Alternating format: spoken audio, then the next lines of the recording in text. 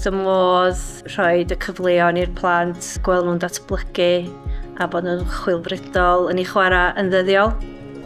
Be sy'n rhoi mwyaf boddhad i fi ydy'r awyrgylch da ni wedi creu.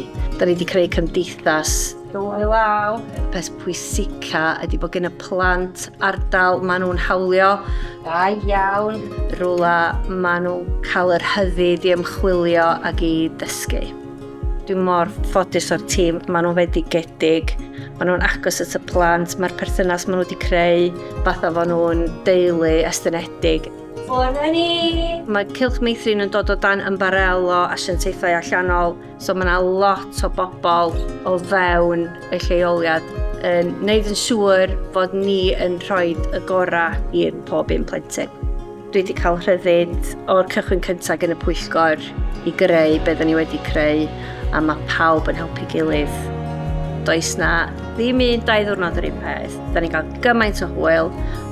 Os oes yna rhywun yn ystyried gweithio yn y maes, os ydych chi'n berson amyneddgar,